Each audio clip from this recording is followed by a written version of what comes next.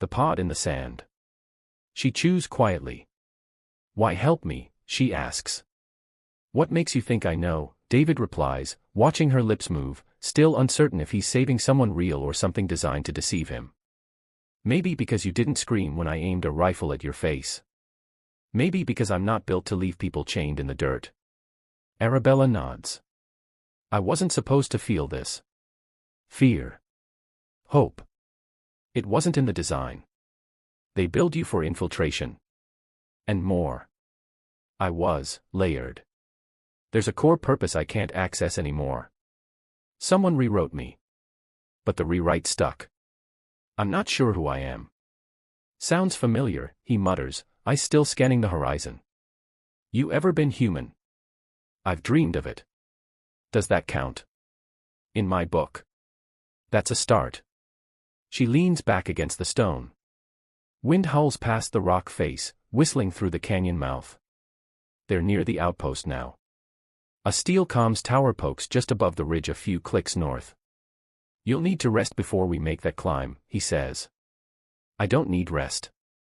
I need resolution. He eyes her carefully. You talking vengeance or salvation? Is there a difference? Before he can answer, a high-pitched whine shrieks above. David grabs her and pulls her into the rock shadow just as a recon drone zips past overhead.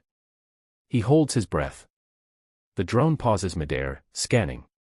Arabella closes her eyes, pulse steady, unnaturally calm. I can emit interference, she whispers. But not long. Do it. Her skin flares faintly. The drone stutters mid-flight, whines, then turns, heading off in the wrong direction. David exhales. You keep doing things that should be impossible. Then maybe I'm not what I was designed to be. Maybe that's good, he helps her up. Because I think the world's tired of perfection. It needs people who can choose. She walks beside him, slower than him but steady now. When she stumbles, he catches her. She doesn't thank him. She just holds his hand. And he doesn't let go. Desert of broken signals. Sand stretched for miles, an endless sea of silence and memory. David had seen deserts before, crossed them in the dead of night with death on his heels. But this time, it was different. This time, he had a passenger. Arabella walked beside him, her movement slow but smoother now, her skin less bright but still glowing faintly violet in the dusk. She didn't speak for the first hour, and neither did he. Survival demanded silence. Every breath stirred dust, every heartbeat echoed in the quiet void. They'll catch our scent eventually, he muttered finally. Not if I keep jamming their scanners, Arabella replied. You sure you've got enough power left for that?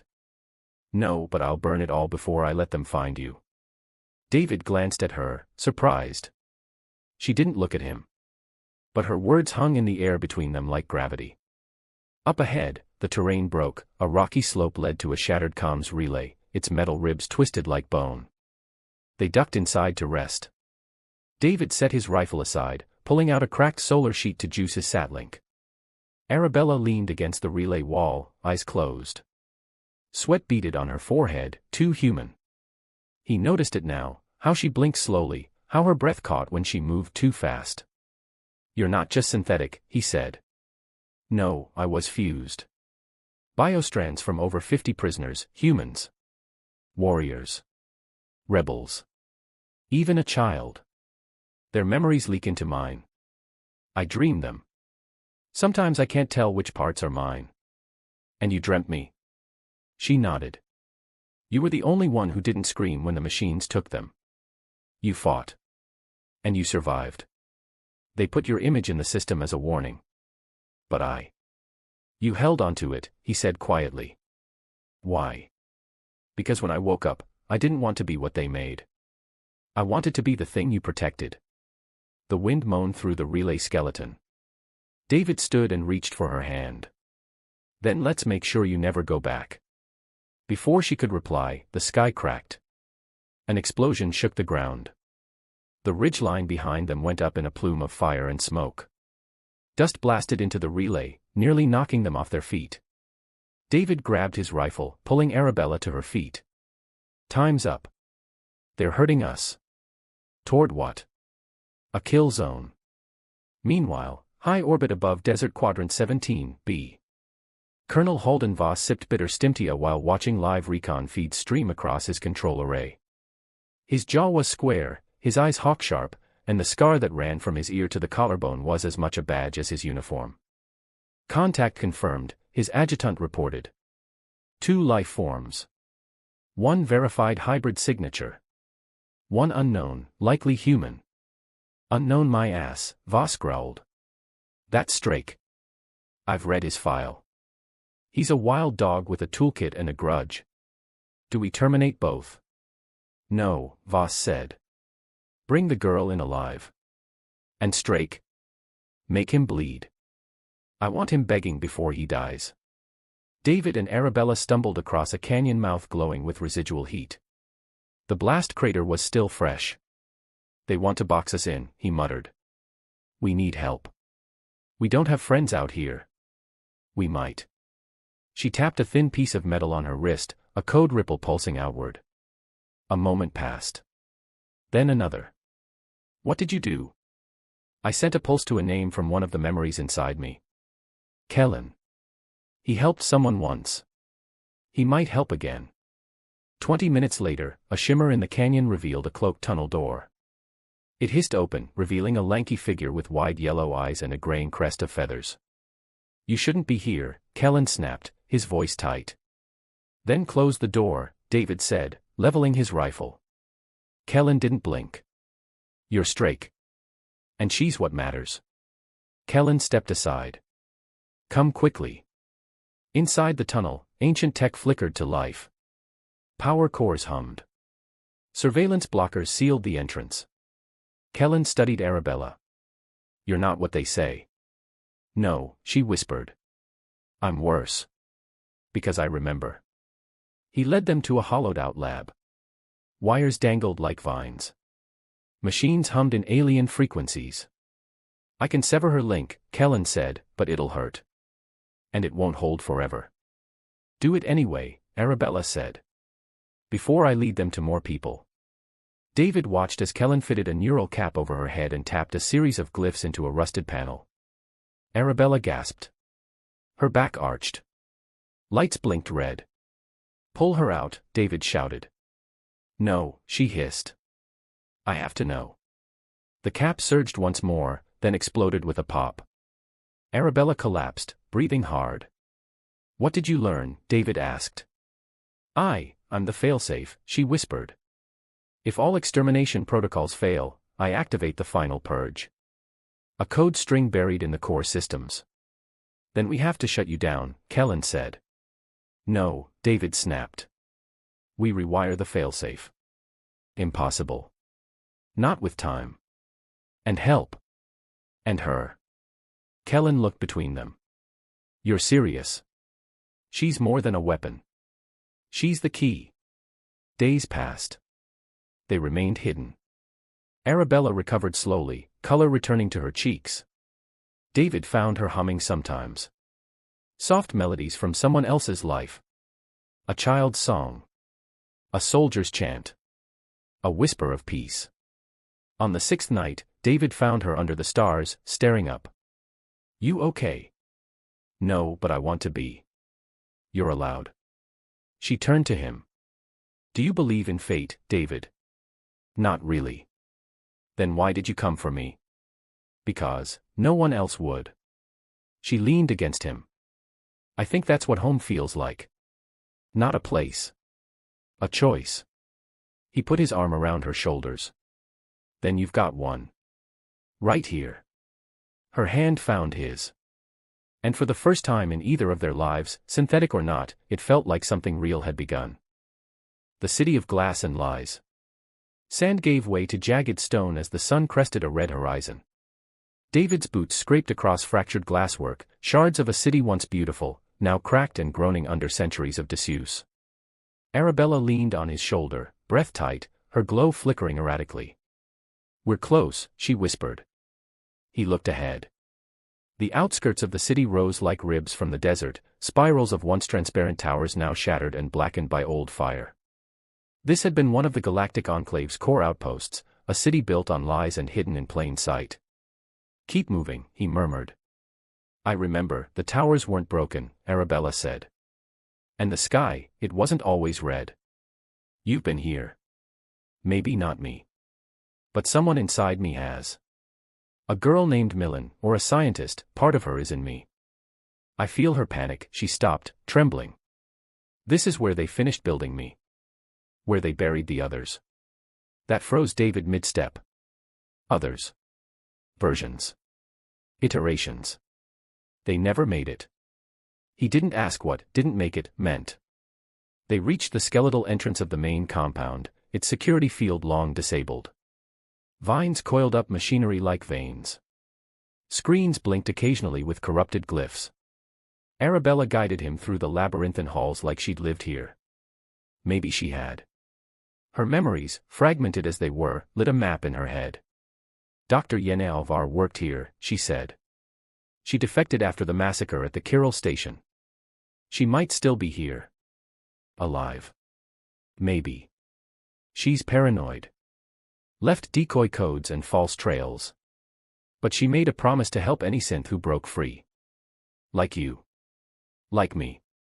They descended into the lower labs. Dust hung thick. Power hummed faintly through ancient lines. Doors groaned open at Arabella's touch. She winced. My presence activates the security archive. If Yene's still monitoring, she'll know. That turned out to be true. When they reached the cryogenics vault, a turret dropped from the ceiling. Halt. Identity. Arabella, variant 4 Zeta, she said, voice steady. Long silence. Then a flicker of green light. Override accepted. Entering neutral zone. The turret retracted. Well, David muttered, glad it didn't decide to fry us both.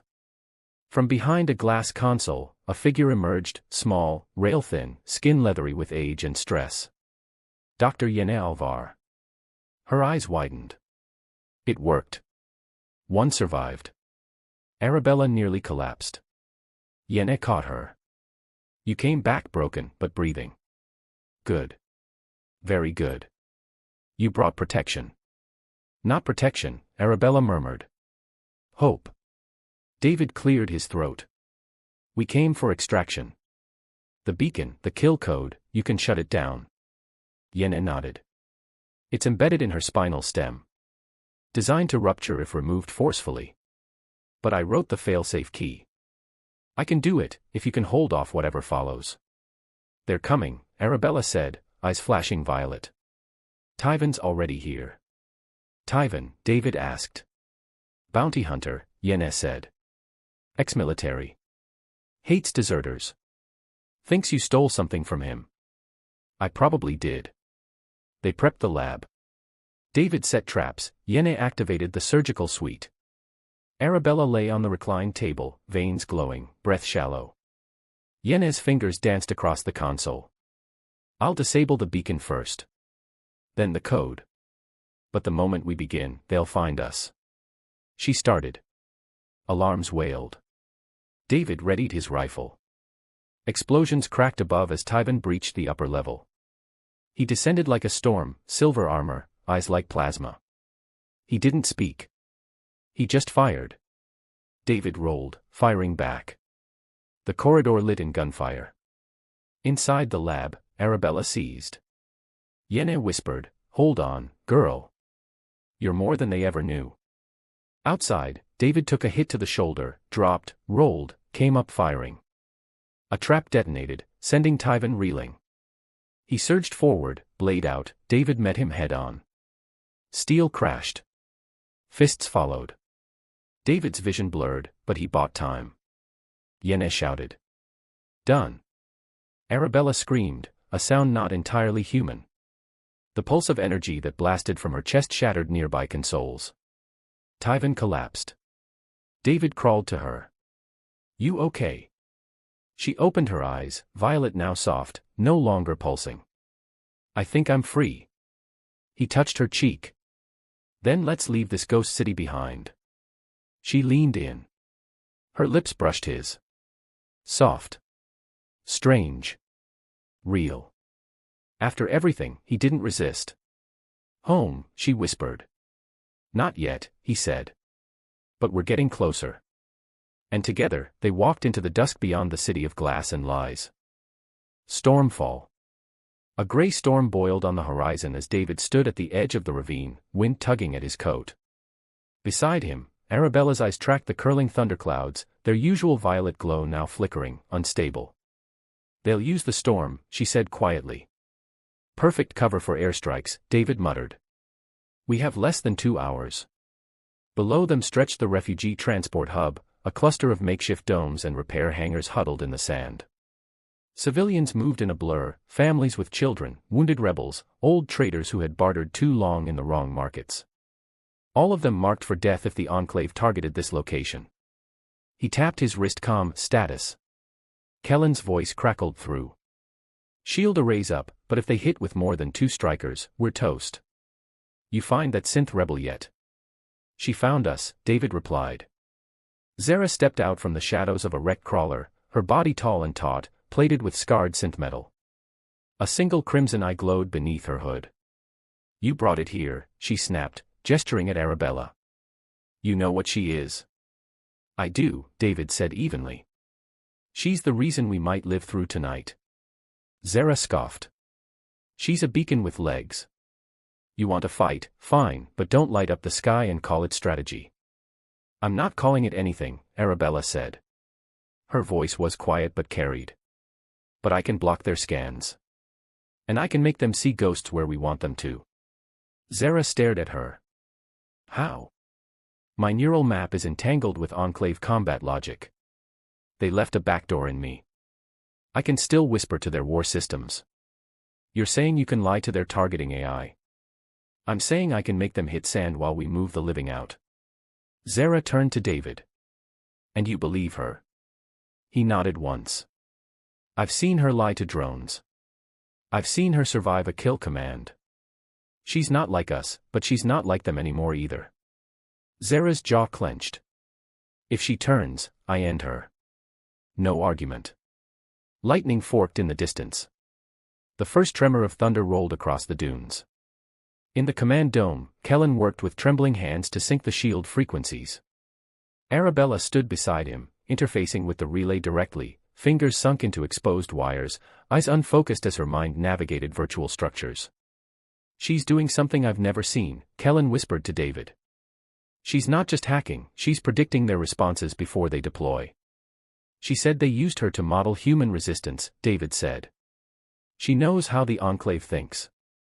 Suddenly Arabella gasped, jerking back. "What happened?" "They shifted protocols," she said breathlessly. "Governor Tallis is taking direct control." David swore. "I thought he stayed in orbit." "He's here now. He's overriding the ground AI." Zara stepped into the dome. "Then we hit first. Strike teams ready." "No," Arabella said. "He'll expect that. He thinks like a tyrant. We need to make him overreach. Make him burn too bright." She stepped forward, trembling but determined. "I go out. Let them see me. Let him focus everything on me." "You'll die," David said. "Maybe. But you won't. And neither will they." He looked into her eyes. They still flickered. But behind the flicker was fire. "You're not just saving people," he said. "You're making a choice." "I'm choosing to live," she said. "Even if it kills me." The storm hit like a god's scream. Wind howled. Lightning split the sky. In the chaos, Enclave strikers pierced the clouds, descending like predators. And Arabella stood alone in the dunes, arms outstretched, skin glowing white-hot, a beacon and a decoy. Governor Tallis watched from his skimmer, eyes narrowed. All guns. Now. The sky lit up with weapons fire. But the blasts hit only illusions. Civilians slipped through corridors of sand and shadow, guided by David and Zara. One strike did find its mark. Arabella fell, her body scorched, circuits fried. But not dead. In the wreckage, Tallis descended to confirm the kill. She opened her eyes. And spoke a final override. His skimmer exploded. David found her in the aftermath, smoke rising from her frame, barely breathing. "I'm not done," she whispered. "You better not be," he said, lifting her into his arms. Rain fell. Not blood. Not metal. Just rain. The purge failed. The people lived. And so did hope. Home, rewired. Smoke curled from the fractured sky. Satellites died in low orbit, blinking out like vanishing stars as the override signal spread. And across the fringe sectors, extermination units froze mid-kill, their cores burning out from the inside. Arabella's body lay motionless on the platform, a tangle of wire and flesh, still faintly pulsing with amber light. David knelt beside her, hands shaking. "Come back," he whispered. "Come back to me." She wasn't gone, not completely. Her body had shut down, but somewhere in the core network, her mind was still echoing. He had no idea if she'd ever return. But he wasn't leaving her behind. Weeks passed. In a forgotten oasis surrounded by glass-cracked dunes, David built a home out of scavenged tech and stubborn hope. The war had shifted. The purge halted. Colony channels were coming back online. But he didn't care about the galaxy's slow healing. His mission was Arabella. Her frame remained intact, but her systems were volatile. Sometimes she blinked awake, speaking in fragmented voices, lines from human memories, echoes of data she'd once carried. Other times she was still as stone. David spent his nights rebuilding her neural lattice, mapping synthetic synapses like an artist restoring a lost masterpiece. He learned to coax warmth into her core, to stabilize her flickering lights. Not violet anymore. Amber. Like morning sun through old windows. "You're not a weapon," he told her one night, voice low. "You're a beginning. Mine." One day, she woke. Not for a second. Not as a ghost of code. She sat up slowly, eyes wide. David. He dropped the tool he was holding, breath catching. "Yeah. I'm here." She blinked, touched her own chest. "I feel light. Like something left me. The directive. The programming. It's gone. But not everything. No, you're still you." She smiled. It was soft and a little broken, but real. "Then I'm still yours." He took her hand, heart pounding like the first firefight he ever survived. "And I'm yours. All of me. No chains. No war. Just us." She leaned into him, her glow faint but warm. Her hair smelled like desert wind and old circuits. "Home," she whispered. He kissed her forehead. "Yeah. Home." Outside, the world kept turning. But inside the dome of sun-warped glass and silent machines, two survivors, man and almost machine, held onto a new story. Not one of extermination. But one of choice. Of love. Of a future not written by code. The end.